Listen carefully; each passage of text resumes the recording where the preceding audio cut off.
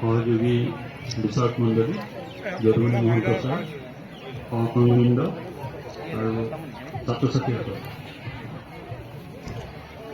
এটা সুন্দৰ পৰিৱেশত পৰম্পৰা ৰক্ষাৰে আজি 2024 বৰ্ষৰ সৰস্বতী পূজাৰ এই প্ৰাচীৰ পত্ৰিকা প্ৰতিযোগিতা বিচাৰ কাৰ্য ইতিমধ্যে সম্পন্ন হ'ল।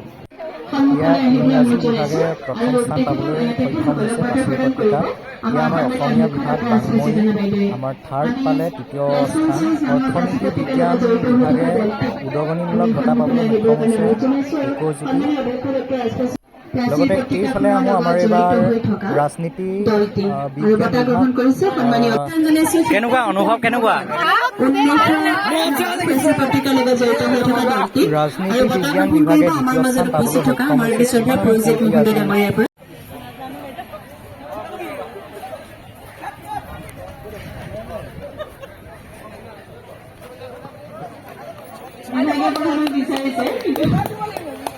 হয়, বিভাগীয় প্ৰধান অনুপস্থিত যদিও আমি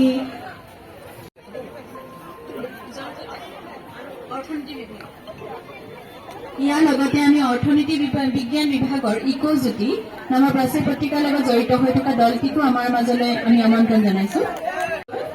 ইক'জ্যোতি প্ৰাচীৰ পত্ৰিকাৰ লগত জড়িত হৈ থকা দলটি।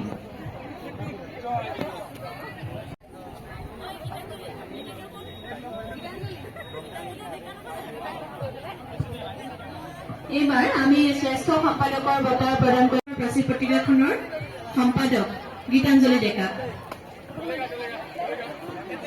আমাৰ মাজত থকা প্ৰজিত মহোদয় ডাঙৰীয়াই এই বঁটাটি প্ৰদান কৰিব। এয়া গীতাঞ্জলি ডেকা, ইংৰাজী বিভাগৰ লাইচেঞ্চাৰ নামৰ প্ৰাচীৰ পত্ৰিকা সম্পাদক আৰু লগতে ছাত্ৰ একতা সভাৰ সভাপতি। সকলোলৈকে আমি ধন্যবাদ জ্ঞাপন কৰিছোঁ।